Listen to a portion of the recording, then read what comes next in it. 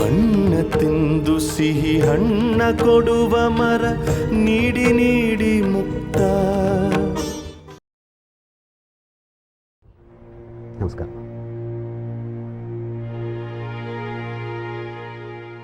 Oh Nachiket, please come. ಛೇ ಅದೆಲ್ಲ ಬೇಡ, ಕೂತ್ಕೊಳ್ಳಿ ಪ್ಲೀಸ್. ಸಾರಿ ಸರ್, ನಿಮ್ಮ ಅಪಾಯಿಂಟ್ಮೆಂಟ್ ತಗೊಳ್ಳದೆ ಬಂದ್ಬಿಟ್ಟೆ, ಕ್ಷಮಿಸಿ ಸರ್. ಏನು ಹೇಳ್ತಾ ಇದ್ದೀರಿ ನಚಿಕೇತ್? ನೀವು ನಮ್ಮ ಫ್ಯಾಮಿಲಿ ಫ್ರೆಂಡು. ನಿಮ್ಮ ತಂದೆ ನನ್ನ ಗುರುಗಳಾಗಿದ್ದವರು. ನನ್ನ ನೋಡೋಕ್ಕೆ ನೀವು ಅಪಾಯಿಂಟ್ಮೆಂಟ್ ತೊಗೋಬೇಕಾ? ನೋ, ಎನಿ ಟೈಮ್ ನೀವು ನಮ್ಮನೆಗೆ ಡೈರೆಕ್ಟಾಗಿ ಬರ್ಬೋದು, ನಾನು ಮೀಟ್ ಮಾಡ್ಬೋದು. ಹಾಗಲ್ಲ ಸರ್, ಬೇರೆ ಬೇರೆ ಊರುಗಳಿಂದ ನಿಮ್ಮನ್ನು ಜನ ನೋಡೋಕ್ಕೆ ಬರ್ತಿರ್ತಾರೆ, ನಿಮ್ಮ ಪಕ್ಷದ ಕಾರ್ಯಕರ್ತರು ಬರ್ತಿರ್ತಾರೆ, ವಿರೋಧ ಪಕ್ಷದ ನಾಯಕರು ನೀವು. ಪ್ರತಿಯೊಂದು ಕ್ಷಣವೂ ಸ್ಕೆಡ್ಯೂಲ್ ಆಗಿರುತ್ತೆ. ದಿಢೀರಂತ ನಾವು ಬಂದುಬಿಟ್ರೆ ನಿಮಗೆ ತೊಂದರೆ ಆಯ್ತೇನೋ ಅಂತ ಅಂದ್ಕೊಂಡೆ ಸರ್. ಇವೆಲ್ಲ ಇದ್ದಿದ್ದೇ ನಚಿಕೇತ್. ಇತ್ತೀಚೆಗೆ ನಿಮಗೆ ಬುಕರ್ ಅವಾರ್ಡ್ ಬಂತಲ್ಲ, ದ ಗಾಡ್ ಹು ಡಿಡ್ ನಾಟ್ ವ್ಯಾನಿಷ್. ಆ ಪುಸ್ತಕ ನಾನು ನೆನ್ನೆ ಓದಿ ಮುಗಿಸಿದೆ. Fantastic work. ಆ ಪುಸ್ತಕ ಮುಗಿಸಿ ಕೆಲವು ಗಂಟೆ ನಾನು ಅದರ ಗುಂಗಿನಲ್ಲೇ ಇದ್ದುಬಿಟ್ಟಿದ್ದೆ. ಎಷ್ಟು ಚೆನ್ನಾಗಿ ಬರೆದಿದ್ದೀರಿ. Thank you sir. ನಿಮ್ಮ ಕಾದಂಬರಿ ಹೀರೋ ಇದ್ದಾನಲ್ಲ, ಸನ್ಯಾಸಿ ಭಗವಾನ್, ಆತ ಇದಾನೋ ಇಲ್ವೋ ಅನ್ನೋ ಕನ್ಫ್ಯೂಷನಲ್ಲೇ ಕಾದಂಬರಿ ಮುಗಿಸ್ಬಿಟ್ಟಿದ್ದೀರಿ. ಇನ್ಫ್ಯಾಕ್ಟ್ ಓದುಗರಿಗೂ ಆತ ಒಂದು ದಿವಸ ಬರಬಹುದು, ತಮ್ಮ ಸಮಸ್ಯೆಗಳಿಗೆ ಪರಿಹಾರ ಹುಡುಕೊಡ್ಬಹುದು ಅನ್ನೋ ಒಂದು ಫೀಲು, ಟಚ್ಚು ಎಷ್ಟು ಚೆನ್ನಾಗಿ ಕೊಟ್ಟಿದ್ದೀರಿ. ನಚಿಕೇತ್, ಮೊನ್ನೆ ನಿವೇದಿತಾ ಅವರು ನೂತನ ಚಾನಲಲ್ಲಿ ಒಂದು ಇಂಟರ್ವ್ಯೂ ನಡೆಸ್ಕೊಟ್ರು ನಿಮ್ಮದು. ತುಂಬ ಚೆನ್ನಾಗಿತ್ತದು. ಇನ್ಫ್ಯಾಕ್ಟ್ ಅದರ ಕಾನ್ಸೆಪ್ಟೇ ಒಂಥರ ಬೇರೆ ರೀತಿ ಇತ್ತು, ವೆರಿ ಅಪೀಲಿಂಗ್. ನಿವೇದಿತಾ ಅವರು ನಿಮ್ಮ ಹಳೆ ಸ್ನೇಹಿತರುಗಳನ್ನ, ನಿಮ್ಮ ಹಳೆ ಗುರುಗಳು, ಶಾಲಾ ದಿನಗಳ ಗುರುಗಳು, ಅವ್ರನ್ನೆಲ್ಲ ಕರೆಸಿ ನಿಮ್ಮ ಬಗ್ಗೆ ಮಾತಾಡಿಸಿದ್ದು, ಅದೆಲ್ಲ ಒಂಥರ ನ್ಯೂ ಕಾನ್ಸೆಪ್ಟ್. ತುಂಬ ಚೆನ್ನಾಗಿ ಮಾಡಿದರು. ನಿಮ್ಮ ಇಂಟರ್ವ್ಯೂ ಪ್ರೋಗ್ರಾಮ್ನಲ್ಲಿ ನಿಮ್ಮ ಊರಿನ ಪ್ರೈಮರಿ ಸ್ಕೂಲ್ ಮೇಸ್ಟ್ರು ಗೋವಿಂದ ಸ್ವಾಮಿಯವ್ರನ್ನ ಕರೆಸಿ ನಿವೇದಿತಾ ಅವ್ರು ಮಾತಾಡ್ಸಿದ್ರಲ್ಲ, ಅವಾಗ ಗೋವಿಂದ ಸ್ವಾಮಿಯವರು ಹೇಳಿದ ಒಂದೊಂದು ಮಾತು ನನಗೆ ಈಗ ಕೇಳ್ದ ಹಾಗಿದೆ. ನೀವು ಆ ಸ್ಕೂಲ್ ಡೇಸಲ್ಲಿ ಅವ್ರು ಪೆನ್ ಕದ್ದು ಬಿಟ್ಟಿದ್ರಂತೆ. ಅದ್ರ ಬಗ್ಗೆ ಅವರು ಟಿ ವಿಲಿ ಮಾತಾಡ್ತಾ, ಆವತ್ತು ಪೆನ್ ಕದ್ದು ಹುಡುಗ ಇವತ್ತು ಇಂಥ ದೊಡ್ಡ ಬರಹಗಾರ ಆಗಿದ್ದಾನೆ ಅಂದರೆ ನನಗೆ ತುಂಬ ಹೆಮ್ಮೆ ವಿಚಾರ. ನನ್ನ ಪೆನ್ನು ಅವನ ಕೈ ಸೇರ್ತಲ್ಲ, ಅದರಿಂದ ನನ್ನ ಪೆನ್ನಿಗೆ ಸಾರ್ಥಕತೆ ಬಂತು ಅಂತ ಹೇಳಿದ್ರು. ನನ್ನ ಪೆನ್ನು ಕಿಂಚಿತ್ತಾದರೂ ಸಹಾಯ ಮಾಡ್ತಲ್ಲ ಅಂತ ಅವ್ರು ತುಂಬ ಸಂತೋಷಪಟ್ಟು ಕಣ್ಣಲ್ಲಿ ನೀರು ತುಂಬಿಕೊಂಡ್ರು. ಇನ್ಫ್ಯಾಕ್ಟ್ ನನಗೂ ಅದು ತುಂಬ ಟಚಿಂಗ್ ಆಗಿತ್ತು ಸರ್. ಈ ಕಾರ್ಯಕ್ರಮ ನೋಡಿದ್ಮೇಲೆ ನನ್ನ ತುಂಬ ಹಳೆಯ ಸ್ನೇಹಿತರು, ಇನ್ಫ್ಯಾಕ್ಟ್ ನನಗೆ ಆಗದೇ ಇರೋರು ಕೂಡ ಫೋನ್ ಮಾಡಿ ನನಗೆ ವಿಶ್ ಮಾಡಿದ್ರು ಸರ್. ಮುಂಚೆ ನನ್ನ ಕಡೆಗಣಿಸಿದವರೆಲ್ಲ ನನಗೆ ಫೋನ್ ಮಾಡಿ ವಿಶ್ ಮಾಡಿದಾಗ ನನಗೆ ಈ ಬುಕ್ಕರ್ ಪ್ರಶಸ್ತಿ ಬಂತಲ್ಲ ಸರ್, ಅದಕ್ಕಿಂತನೂ ಹೆಚ್ಚು ಸಂತೋಷ ಆಯಿತು ಸರ್. ನಿಜ ನಚಿಕೇತ್, ನಮ್ಮ ಸ್ನೇಹಿತರಿಗಿಂತ ನಮ್ಮನ್ನು ಕಡೆಗಣಿಸಿರ್ತಾರಲ್ಲ, ಅಂಥವರು ನಮ್ಮ ಸಾಧನೆಯನ್ನು ಗುರುತಿಸಿ ಹೊಗಳಿದ್ರೆ ನಿಜಕ್ಕೂ ಸಂತೋಷ ಆಗುತ್ತೆ. ಹೌದು ಸರ್, ಖಂಡಿತವಾಗ್ಲೂ. ಆಮೇಲೆ ನಿಮ್ಮ ಮುಂದಿನ ಕಾದಂಬರಿ ಯಾವಾಗ ಬರುತ್ತೆ, ಸಬ್ಜೆಕ್ಟ್ ಏನೋ ಯೋಚನೆ ಮಾಡಿದ್ದೀರಾ? ಹೌದು ಸರ್, ಒಂದು ಸೈನ್ಸ್ ಫಿಕ್ಷನ್ ಬರೆಯೋಣ ಅಂತ ಇದ್ದೀನಿ. ಅದಕ್ಕೆ ನಾನು ತುಂಬ ರಿಸರ್ಚ್ ಮಾಡಬೇಕು. ಏನಿಲ್ಲ ಅಂದರೂ 1-2 ವರ್ಷ ಆಗ್ಬೋದು ಅಂತ ಅನ್ಕೋತೀನಿ. ನಚಿಕೇತ್, ಇಂಡಿಯಾದಲ್ಲೇ ಇರ್ತೀನಿ, ಹೊರಗೆಲ್ಲೂ ಹೋಗಲ್ಲ ಅಂದರೆ ಮತ್ತೆ ನಿಮ್ಮ ಮುಂದಿನ ಪ್ಲ್ಯಾನ್ಸು? ಅದ್ರ ಬಗ್ಗೆನೇ ತಮ್ಮ ಹತ್ರ ಮಾತಾಡೋಣ ಅಂತ ಬಂದೆ ಸರ್. ಹೇಳಿ ಸರ್. ಸಂಸ್ಕೃತಿ ಇಲಾಖೆ ಸಚಿವೆ ದೇವ್ಯಾನಿ ಅವರು ಮತ್ತು ನಾನು ಒಂದೇ ಕಾಲೇಜ್ನಲ್ಲಿ ಓದ್ದವರು. ನನಗೆ ತುಂಬ ಹಳೆ ಪರಿಚಯ ಅವರು. ನಿನ್ನೆ ಅವ್ರ ಮನೆಗೆ ಹೋದಾಗ ಅವರ ಪಾಂಚಜನ್ಯ ಚಾನೆಲ್ನ ಜವಾಬ್ದಾರಿನ ನೀವು ವಹಿಸ್ಕೊಳ್ಳೋಕ್ಕಾಗತ್ತಾ ಅಂತ ನನ್ನನ್ನು ಕೇಳಿದ್ರು. ಓಹ್, ಐ ಸಿ. ಮೀಡಿಯಾದಲ್ಲಿ ನನಗೆ ಆಸಕ್ತಿ ಇದೆ. ಪಾಂಚಜನ್ಯ ಚಾನೆಲ್ನ ನಾನು ಯಶಸ್ವಿಯಾಗಿ ನಡೆಸ್ಕೊಂಡು ಹೋಗಬಲ್ಲೆ ಅನ್ನೋ ವಿಶ್ವಾಸನೂ ನನಗಿದೆ. ಮತ್ತು ದ್ವಂದ್ವ ಯಾಕೆ? ಪ್ರೊಫೆಷನಲ್ ಲೆವೆಲಲ್ಲಿ ನನಗೇನು ಅನುಮಾನ ಇಲ್ಲ ಸರ್, ಆದರೆ ಪರ್ಸ್ನಲ್ ಲೆವೆಲಲ್ಲಿ ನನಗೊಂದು ಸ್ವಲ್ಪ ದ್ವಂದ್ವ ಇದೆ ಸರ್. ಅಂದರೆ ನಾನು ಕಾಲೇಜ್ ಓದ್ತಿದ್ದಾಗ ಒಬ್ಬ ಫ್ರೆಂಡಾಗಿ ದೇವ್ಯಾನಿ ಏನು ಅಂತ ನನಗೆ ಗೊತ್ತು ಸರ್, ಆದರೆ ಪ್ರೊಫೆಷನಲ್ ಲೆವೆಲಲ್ಲಿ ಅವ್ರು ಯಾವ ಥರ ರಿಯಾಕ್ಟ್ ಮಾಡ್ತಾರೆ, ಯಾವ ಥರ ಬಿಹೇವ್ ಮಾಡ್ತಾರೆ ಅಂತ ನನಗೆ ಗೊತ್ತಿಲ್ಲ ಸರ್. ನನ್ನ ಮೆಂಟಾಲಿಟಿಗೂ ದೇವ್ಯಾನಿ ಅವ್ರ ಮೆಂಟಾಲಿಟಿಗೂ ಹೊಂದಾಣಿಕೆ ಆಗುತ್ತೋ ಇಲ್ವೋ ಅನ್ನೋ ಒಂದು ಸಂಶಯ ಕಾಡ್ತಾ ಇದೆ ಸರ್. ಮನಸ್ಸು ಈ ಅವಕಾಶನ ಒಪ್ಕೊಂತ ಇದೆ, ಆದರೆ ಬುದ್ಧಿ ಬೇಡ ಅಂತಿದೆ ಸರ್. ಏನು ನಿರ್ಧಾರ ತಗೋಬೇಕು ಅಂತ ಗೊತ್ತಾಗ್ತಿಲ್ಲ ಸರ್. ಅದಕ್ಕೆ ನಿಮ್ಮ ಹತ್ರ ಬಂದೆ ಸರ್. ನಮ್ಮ ತಂದೆ ನಿಮಗೆ ಗುರುಗಳ ಥರ ಇದ್ದರು, ಒಂದು ರೀತಿಲಿ ನೀವು ನನಗೆ ತಂದೆ ಸಮಾನ. ಹಾಗಾಗಿ ನಿಮ್ಮ ಹತ್ರ ಸಲಹೆ ಕೇಳೋಣ ಅಂತ ಬಂದೆ ಸರ್. ನಚಿಕೇತ್, ನಿಮ್ಮ ಬುದ್ಧಿ ಹೇಳ್ತಾ ಇರೋದು ಸರಿಯಾಗಿದೆ ಅನ್ನಿಸ್ತಾ ಇದೆ ನನಗೆ. ನೀವು ದೇವಯಾನಿ ಜೊತೆ ಸೇರಿಕೊಂಡು ಪಾಂಚಜನ್ಯ ಚಾನೆಲ್ ಹೆಡ್ ಆಗೋದು ನಿಮಗೆ ಸರಿ ಹೋಗಲಾರ್ದು ಅಂತ ನನ್ನ ಅನಿಸಿಕೆ. ದೇವಯಾನಿನ ನಾನು ಒಂದು 5-6 ವರ್ಷದಿಂದ ನೋಡ್ತಾ ಇದ್ದೀನಿ. ಆಕೆ ಒಂಥರ ತುಂಬ ಪ್ರಾಕ್ಟಿಕಲ್ ಲೇಡಿ. ವ್ಯಾಪಾರದಲ್ಲಿ ಸಂಬಂಧ ಹುಡುಕ್ತಾರೆ, ಸಂಬಂಧದಲ್ಲಿ ವ್ಯಾಪಾರ ಹುಡುಕ್ತಾರೆ. ನೀವು ತುಂಬ ಕ್ರಿಯೇಟಿವ್ ಮನುಷ್ಯ, ಸೆಂಟಿಮೆಂಟಲ್. ವ್ಯಾಪಾರಕ್ಕಿಂತ ಹೆಚ್ಚಾಗಿ ನೀವು ಮನುಷ್ಯತ್ವಕ್ಕೆ ಬೆಲೆ ಕೊಡ್ತೀರಿ. ಒಟ್ಟಿನಲ್ಲಿ ಹೇಳಬೇಕು ಅಂದರೆ ನಿಮ್ಮ ಸ್ವಭಾವಕ್ಕೂ ದೇವಯಾನಿ ಸ್ವಭಾವಕ್ಕೂ ಯಾವ ರೀತಿಯಲ್ಲೂ ತಾಳಕೆ ಇಲ್ಲ, ತದ್ವಿರುದ್ಧ ಸ್ವಭಾವಗಳು. ಪ್ರೊಫೆಷನಲಿ ಸ್ಪೀಕಿಂಗ್ ನಿಮಗೂ ಅವ್ರಿಗೂ ಹೊಂದಾಣಿಕೆ ಆಗಲಾರ್ದು ಅನಿಸುತ್ತೆ. ನಿಜ ಸರ್ ನೀವು ಹೇಳೋದು. ನನ್ನ ಮನಸ್ಸಿನಲ್ಲಿ ಇದ್ದಿದ್ದನ್ನೇ ನೀವು ಹೇಳಿದ್ರಿ. ಹಾಗಾದರೆ ನಾನು ದೇವ್ಯಾನಿ ಅವ್ರಿಗೆ ಆಗಲ್ಲ ಅಂತ ಹೇಳಿಬಿಡ್ತೀನಿ ಸರ್. ಹಾಂ, ಉತ್ತಮ ಅನಿಸುತ್ತೆ. ಆದರೆ ನಂದೊಂದು ಚಿಕ್ಕ ಸಜೆಷನ್. ಹೇಳಿ ಸರ್. ನಮ್ಮ ರುದ್ರಾಂಚಲ ರಾಜ್ಯದಲ್ಲಿ 5 ಟೆಲಿವಿಷನ್ ಚಾನಲ್ಗಳಿದೆ. ಆದರೆ ಯಾವ ಚಾನಲಲ್ಲೂ ಒಳ್ಳೆ ಕಾರ್ಯಕ್ರಮಗಳು ಬರ್ತಾಯಿಲ್ಲ. ನಿವೇದಿತಾ ಅವರು ಮುಂಚೆ ಪಾಂಚಜನ್ಯಲ್ಲಿದ್ದಾಗ ಆ ಚಾನಲ್ ಒಳ್ಳೆ ಕಾರ್ಯಕ್ರಮಗಳು ಬರ್ತಾಯಿತ್ತು. ಈಗ ಅವರು ಅಲ್ಲಿ ಬಿಟ್ಟ ಮೇಲೆ ಆ ಚಾನಲ್ಲು ಅಷ್ಟೇ ಯಾವ ಕಾರ್ಯಕ್ರಮವೂ ಚೆನ್ನಾಗಿಲ್ಲ. ನಚಿಕೇತ್, ನನಗನ್ಸೋದಿಷ್ಟು, you are a capable person. ನಿಮಗೆ ಸಾಹಿತ್ಯದಲ್ಲಿ ಆಸಕ್ತಿ ಇದೆ, ಒಳ್ಳೆಯ ಅಭಿರುಚಿ ಇದೆ, ಆರ್ಥಿಕವಾಗಿ ಚೆನ್ನಾಗೇ ಇದ್ದೀರಿ. ನೀವೇ ಯಾಕೆ ಒಂದು ಟೆಲಿವಿಷನ್ ಚಾನಲ್ ಓಪನ್ ಮಾಡಬಾರ್ದು?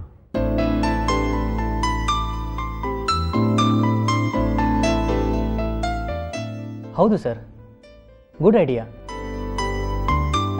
ತುಂಬ ಒಳ್ಳೆ ಸಲಹೆ ಕೊಟ್ರಿ ಸರ್. ನಾನು ಇದ್ರ ಬಗ್ಗೆ ಸೀರಿಯಸ್ ಆಗಿ ಯೋಚನೆ ಮಾಡ್ತೀನಿ sir. Thank you sir, thank you very much.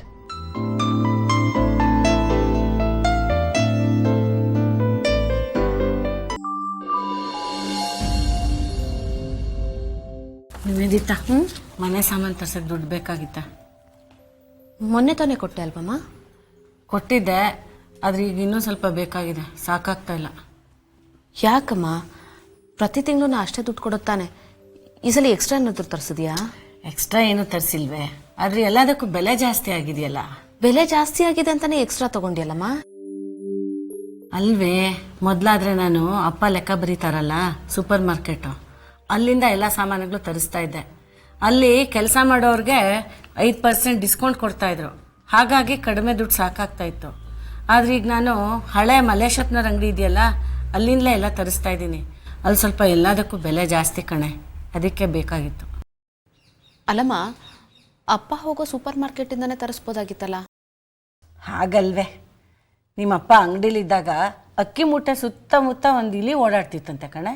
ನಿಮ್ಮಪ್ಪ ಅದನ್ನು ಓಡಿಸ್ಬೇಕು ಅಂತ ಹೋದರೆ ಅದು ಅಕ್ಕಿ ಮೂಟೆ ಒಳಗಡೆನೆ ಹೊಟ್ಟೋಯ್ತಂತೆ. ಅಂಗಡಿನಲ್ಲಿ ಅದನ್ನು ಕ್ಲೀನ್ ಮಾಡ್ದೇನೆ ಎಲ್ರಿಗೂ ಕೊಡ್ತಾ ಇದ್ದಾರಂತೆ. ಗೊತ್ತಿದ್ದು ಹೇಗೆ ತರೋದು ಹೇಳೋ, ಅಸಹ್ಯ ಆಗೋದಿಲ್ವಾ? ಅದಕ್ಕೆ ಮಲೇಶಪ್ಪನವ್ರ ಅಂಗಡಿಯಿಂದಾನೇ ತರಿಸ್ತಾ ಇದ್ದೀನಿ. ಅಲ್ಲಾದರೆ ಎಲ್ಲ ಕ್ಲೀನ್ ಮಾಡಿ ಕೊಟ್ಬಿಡ್ತಾರೆ, ಚೆನ್ನಾಗಿರುತ್ತೆ. ಅದಕ್ಕೆ ದುಡ್ಡು ಬೇಕು ಅಂತ ಕೇಳಿದ್ದು. ಎಷ್ಟು ಬೇಕಾಗಿತ್ತಮ್ಮ? 3,000 ಬೇಕಾಗುತ್ತಾ ಕಣೆ. ಅಮ್ಮ, ನೀ 15 kg ಅಕ್ಕಿ ತರ್ತೀಯ, ಒಂದೊಂದು ಕೆಜಿಗೆ 5 ರೂಪಾಯಿ ಎಕ್ಸ್ಟ್ರಾ ಅಂತ ಇಟ್ಕೊಂಡ್ರು 3,000 ರೂಪಾಯಿ ಯಾಕಮ್ಮ ಬೇಕು? ಯಾಕೆ ಸುಮ್ಮನೆ ದುಂದು ವೆಚ್ಚ ಮಾಡ್ತೀಯಾ? ದುಂದು ವೆಚ್ಚ ಅಲ್ಲ ಕಣೆ, ನೀನೇ ಯೋಚನೆ ಮಾಡು. ಈ ಸತಿ ಚಿದಾನಂದನೂ ದುಡ್ಡು ಕೊಟ್ಟಿಲ್ಲ. ಅವ್ನು 4 ಪ್ಯಾಂಟು 4 ಶರ್ಟು ಹೊಲಿಸ್ಕೋತೀನಿ ಅಂತಂದ. ಇಷ್ಟು ದಿನ ಮನೇಲೇ ಇರ್ತಿದ್ದ, ಅವನಿಗೆ ಜಾಸ್ತಿ ಏನೂ ಬೇಕಾಗ್ತಾ ಇರಲಿಲ್ಲ. ಆಫೀಸ್ಗೆ ಹೋಗ್ಬೇಕಾಗಿರೋ ಹುಡುಗ ಹೊಸ ಬಟ್ಟೆ ಹೊಲಿಸ್ಕೋತೀನಿ ಅಂದ್ರೆ ಬೇಡ ಅನ್ನೋಕ್ಕಾಗುತ್ತೇನೆ? ಅದಕ್ಕೆ ಕೇಳಿದ ದುಡ್ಡು. ನನಗೂ 1-2 ಸೀರೆ ಬೇಕಾಗಿತ್ತೆ, ನೋಡಿದ್ಯಾ, ನನ್ನ ಸೀರೆಗಳೆಲ್ಲ ಹಿಂಜ್ ಹೋಗಿದೆ. ಪೌಡ್ರ್ ಡಬ್ಬ ಖಾಲಿಯಾಗಿ 1 ವಾರ ಆಯಿತು. ವಯಸ್ಸಾದ್ಮೇಲೆ ಒಳ್ಳೆ ಸೀರೆ ಉಟ್ಕೋಬಾರ್ದು, ಪೌಡ್ರ್ ಹಾಕ್ಕೋಬಾರ್ದು ಅಂತ ಏನಾದರೂ ಇದೆಯಾ?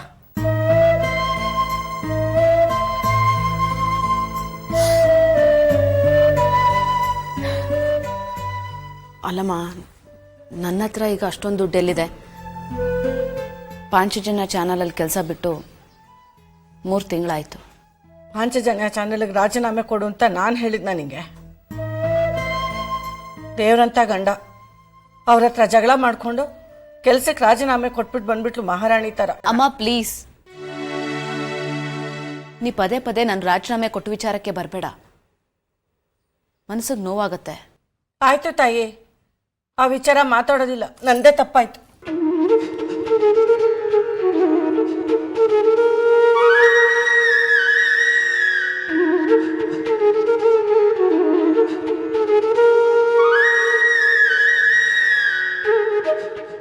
ಅಲ್ಲ, ಅಲ್ಲಿಗೆ ರಾಜೀನಾಮೆ ಕೊಟ್ಟಿಯಲ್ಲ, ಇನ್ನೊಂದು ಕೆಲ್ಸಕ್ಕೆ ಸೇರ್ಕೊಂಡಿದ್ರೆ ಮನೆಗೆ ಅನುಕೂಲ ಆಗ್ತಿರ್ಲಿಲ್ವಾ? ನೂತನ ಚಾನೆಲ್ನಲ್ಲಿ ವಾರಕ್ಕೆ ಒಂದಿನ ಮಾಡೋ ಕೆಲಸದಿಂದ ಬರೋ ದುಡ್ಡಲ್ಲಿ ಸಂಸ್ಥೆನ ನಡೆಸಕ್ಕಾಗುತ್ತೇನೆ? ಏನಮ್ಮ, ಏನ್ ಹೀಗೆ ಮಾತಾಡ್ತೀಯ? ಸಿಗ್ಮಾ ನ್ಯೂಸ್ ಚಾನಲಲ್ಲಿ ನನಗೆ ಕೆಲಸ ಸಿಕ್ಕಿರ್ಲಿಲ್ವಾ?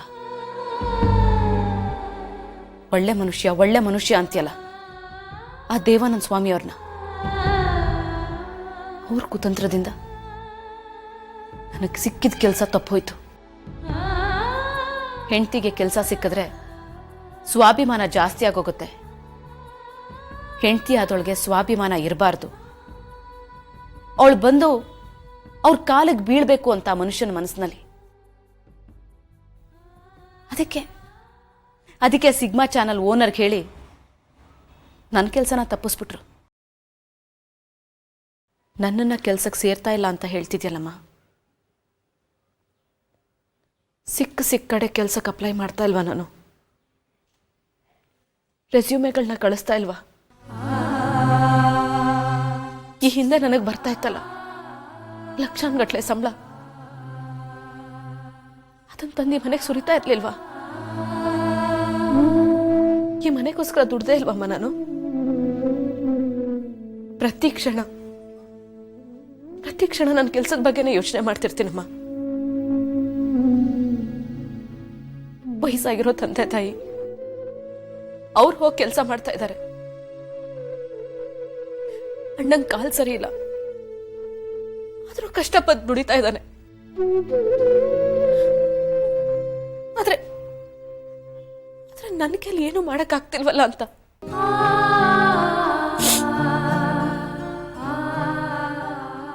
ನಾನು ಮನೆಗೋಸ್ಕರ ಎಷ್ಟೆಲ್ಲ ಕಷ್ಟಪಟ್ಟಿಲ್ವಮ್ಮ. ನೀನ್ ನೋಡಿದ್ರೆ ಅದನ್ನೆಲ್ಲ ಮರೆತು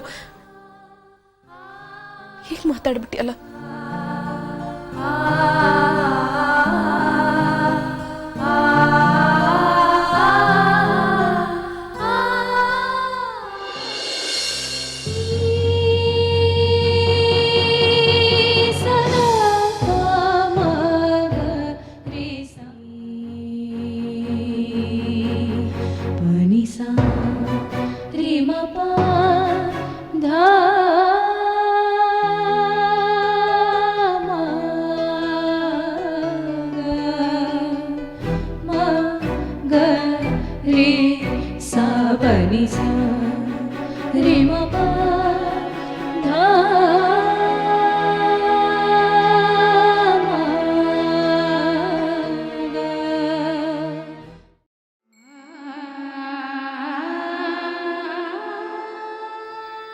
ಅಲ್ವೇ ನಿವೇದಿತಾ, ಏನು ಬೇಕು ಅಂತ ಹೇಳಿದ್ನ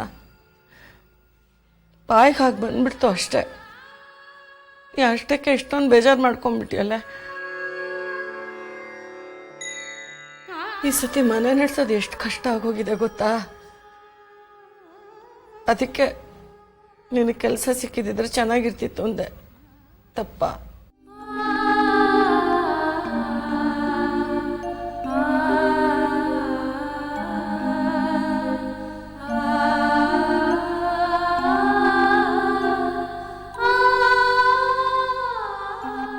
ನಿವೇದಿತಾ, ಯಾಕಮ್ಮ ಇಷ್ಟು ಬೇಜಾರು ಮಾಡ್ಕೋತಿದ್ಯಾ? ನಿಮ್ಮಮ್ಮ ತಿಳಿದೇ ಏನೋ ಒಂದೆರಡು ಮಾತಾಡಿದ್ದಾರೆ, ಅದಕ್ಕಿಷ್ಟು ಬೇಜಾರು ಮಾಡ್ಕೊಳ್ತಾರಾ?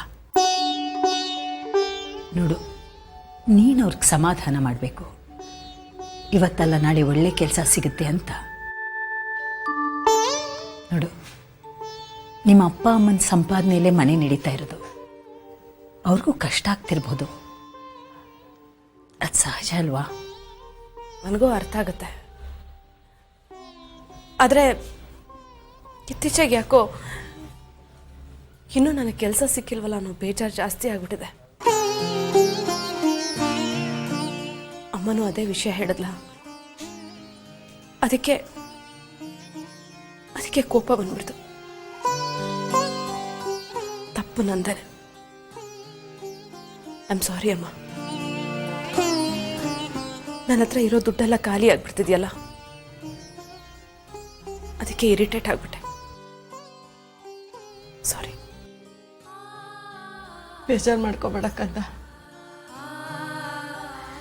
ನನಗೂ ಸೂಕ್ಷ್ಮಗಳ ಅರ್ಥ ಆಗೋದಿಲ್ಲ, ಏನೇನೋ ಮಾತಾಡ್ಬಿಡ್ತೀನಿ.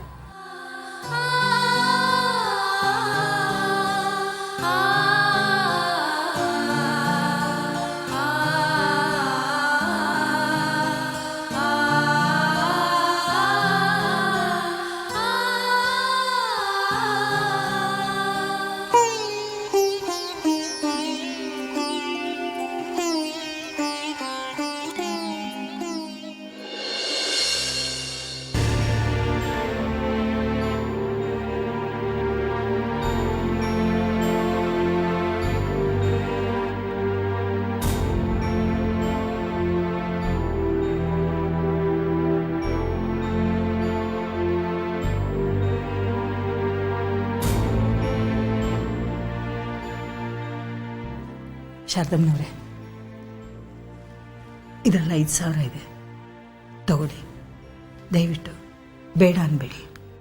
ಅಯ್ಯಯ್ಯೋ, ದಯವಿಟ್ಟು ಇದೆಲ್ಲ ಬೇಡ. ಯಾಕೆ ಶಾರದಮ್ಮ? ನಾನು ನಿಮ್ಮನೆ ಅವಳೆ ಅಲ್ವಾ? ಹೌದಮ್ಮ, ಆದರೆ ಹಾಗಂತ ಪದೇ ಪದೇ ನಿಮ್ಮ ಹತ್ರ ದುಡ್ಡು ತಗೊಳಕ್ಕಾಗತ್ತಾ? ಯಾಕಮ್ಮ, ಯಾಕೆ ತಗೋಬಾರ್ದು? ನಾನು ನಿಮ್ಮ ಮನೆಯವಳೆ ಅಲ್ವಾ? ಎಲ್ಲರೂ ಮನೆಗೆ ಕಾಂಟ್ರಿಬ್ಯೂಟ್ ಮಾಡ್ತಾ ಇರುವಾಗ ನಾನು ಸ್ವಲ್ಪ ಕಾಂಟ್ರಿಬ್ಯೂಟ್ ಮಾಡ್ತಾ ಇದ್ದೀನಿ ಅಷ್ಟೇ. ನೋಡಿ, ನಾನೇನು 5 ಲಕ್ಷ ಕೊಡ್ತಾ ಇದ್ದೀನ ಅಥವಾ 10 ಲಕ್ಷ ಕೊಡ್ತಾ ಇದ್ದೀನ? ಬರೀ 5,000 ಕೊಡ್ತಾ ಇದ್ದೀನಿ. ಪ್ಲೀಸ್ ತಗೊಳ್ಳಿ, ಬೇಡ ಅನ್ಬೇಡಿ. ಶಾರದಮ್ಮ, ನೀವು ನಿವೇದಿತ ಮುಖ ಯಾಕೆ ನೋಡ್ತಾ ಇದ್ದೀರಾ? ನೀವು ಅವಳನ್ನ ಕೇಳಿದ್ರೆ ಅವಳು ಬೇಡ ಅಂತಾಳೆ.